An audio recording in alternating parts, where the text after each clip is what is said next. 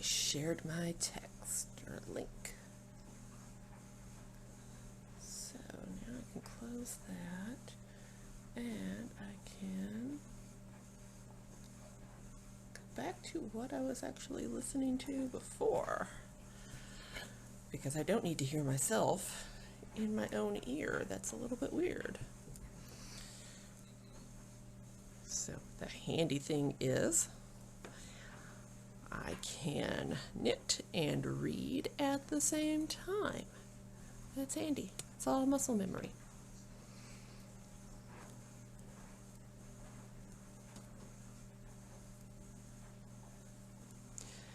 And I can knit and listen to stuff. I can knit and watch TV, as long as it's not something that really requires subtitles, because then I'm watching action and reading words and knitting. That is triple tasking. I can double task. That's it.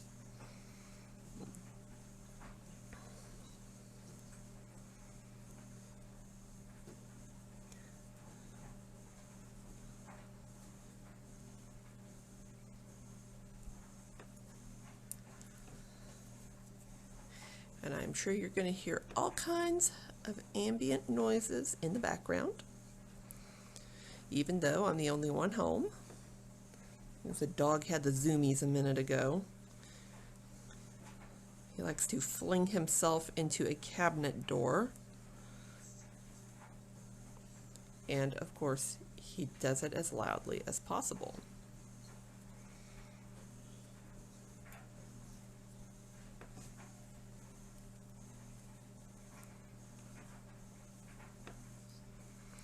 And I need to update my progress marker when I get up here, so I can see how much I am doing at a time.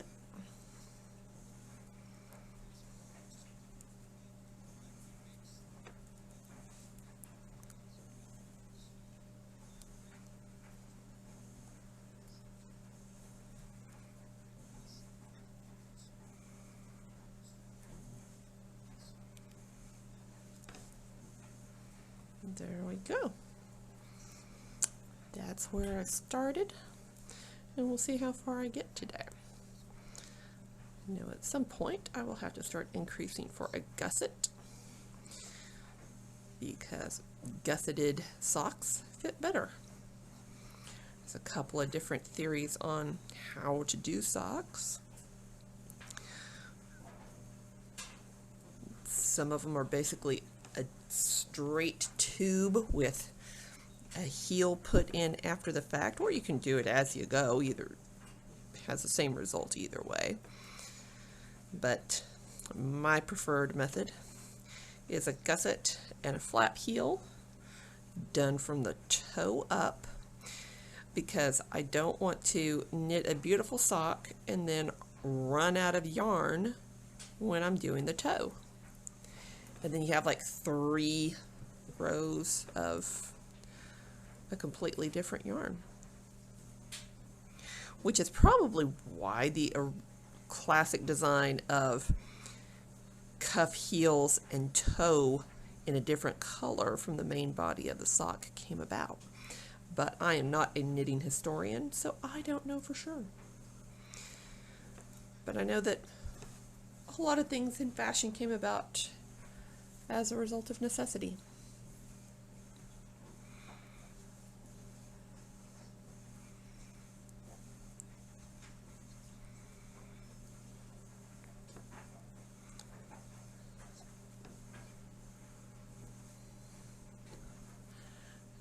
Now, what is kind of weird, I am watching it live, then I've got a camera right above it, which is slightly behind, and then I have a tablet watching my stream so that I can keep up with, in the off chance that anybody actually stops by, so that I can actually read the chat. And there's a delay on that.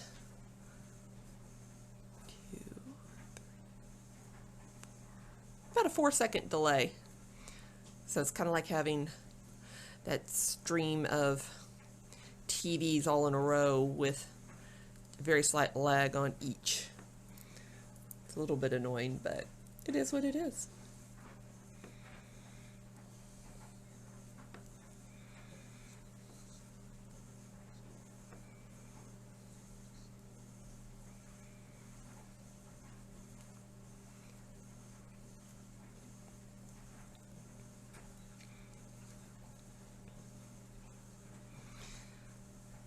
So as I said before, this is a toe-up sock.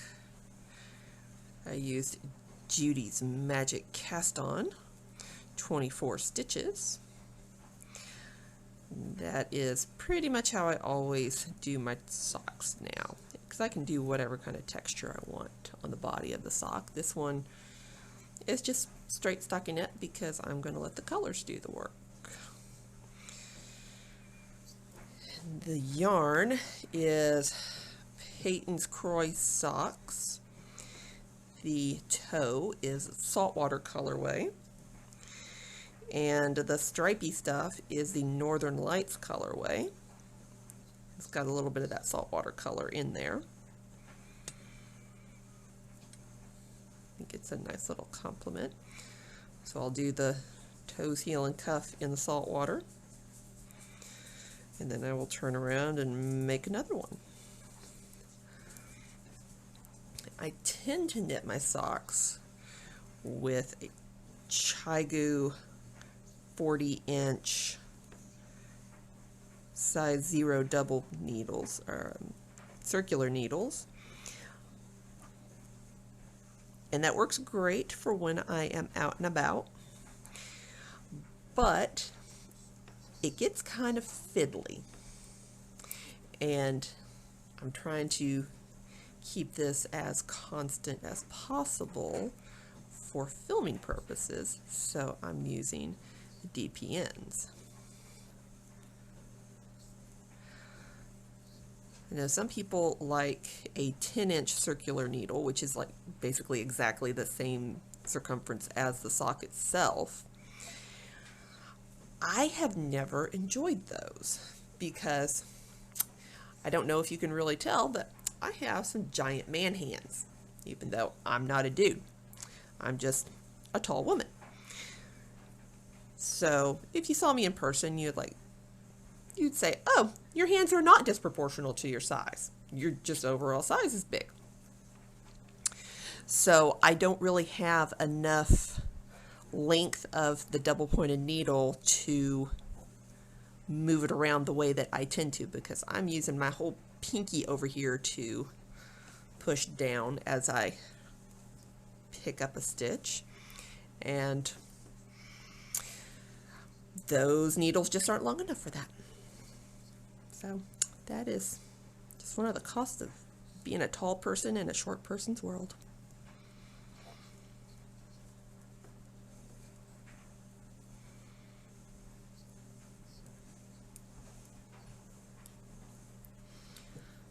And I know somebody came in, but they aren't saying anything in the chat, so I don't know who they are. I will call you Fred. Hi, Fred. How you doing? What's up in your world, Fred?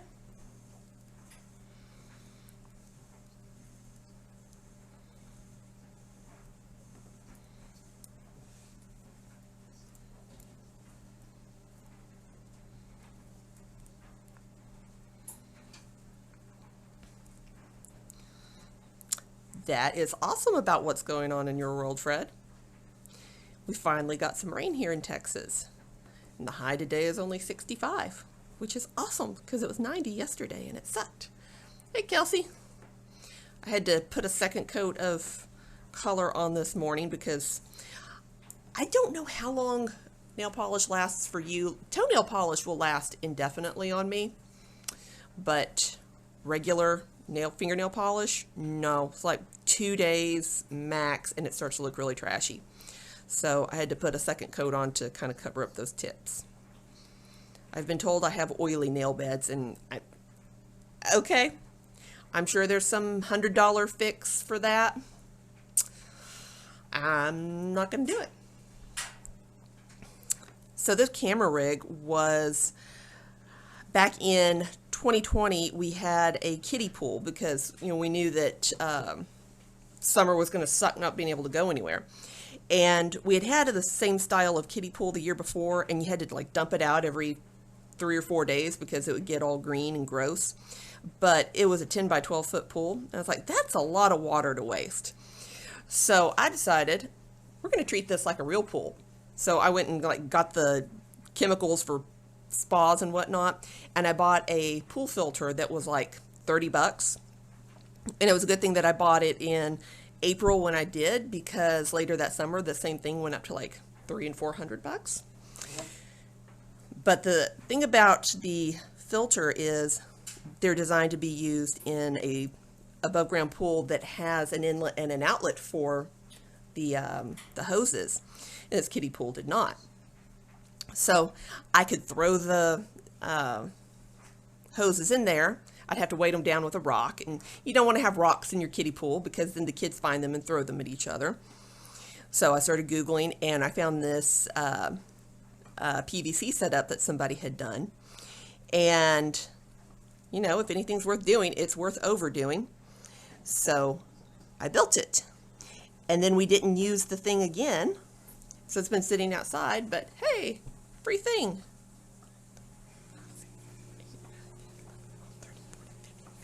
I picked up an extra stitch somewhere. So I'm trying to figure out, can I drop it or do I need to do something with it? How did I get you? Hey, I can drop it. $300 on a car battery. So you do not drive a hybrid, I see. There was a copy of an invoice going around. Somebody's electric vehicle, the battery died, and it was going to cost like $17,000 to replace it. And the cost of the vehicle was only like $25,000. That's a bit excessive.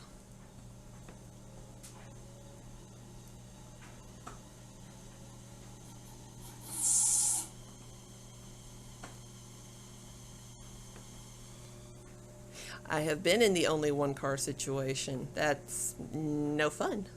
If you both work at home, it's very doable, but we were a one vehicle family when Bazinga was a baby, and I was at home all day with her. So certain days of the week I would drive my husband to work, go do the grocery shopping, and then drive back up there and pick him up.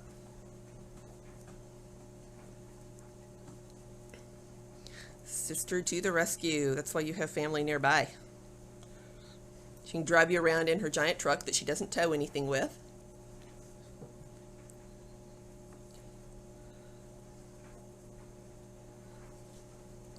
On the other hand, this is the same sister that dragged you off to the Mad Hatter party and got you sick. So, I don't know. Maybe don't listen to her. So yes, this is a sock. I will start putting in a gusset.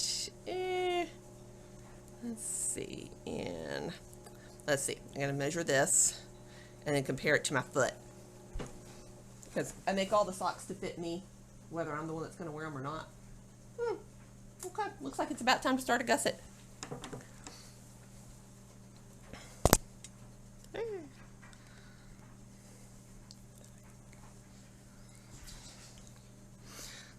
So the nice thing about this rig is I don't have to worry about what I look like. Let's see, where I want this to go.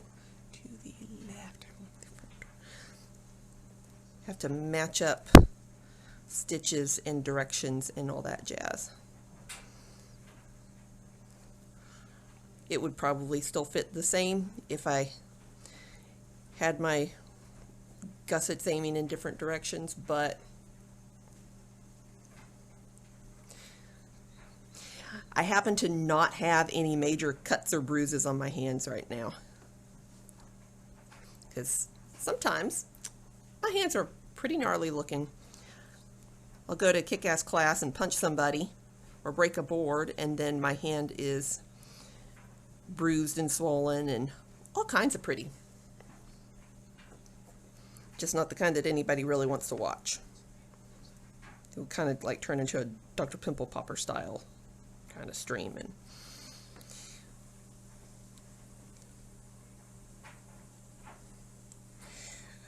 so how can I see what you are saying and be filming from above? Because the camera is actually about 6 inches in front of my face. So I set up a tablet off to the side thinking that, oh, I would read that better. But actually the text is a little bit too small and far away. But tiny words right in front of my face seem to work okay.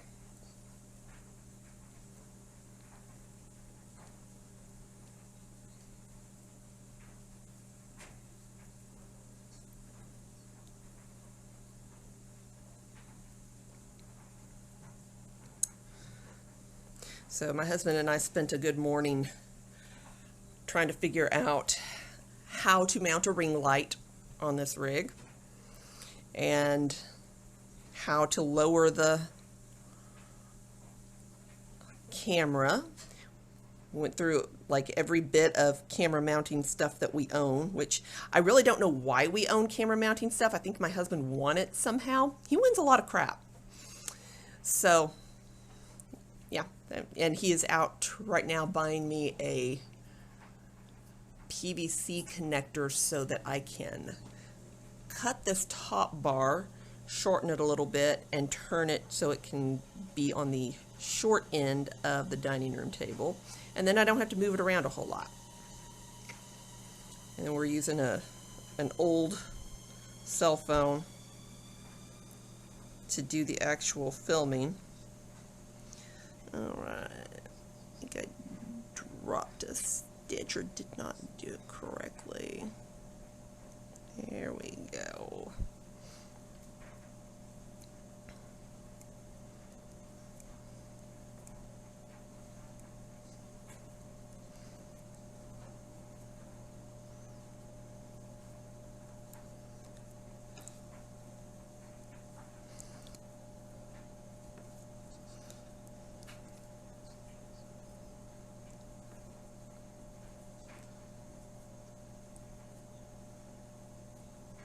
See you later, Kelsey. Have fun with your sister, but do not let her have a Mad Hatter stick his tongue in your ear.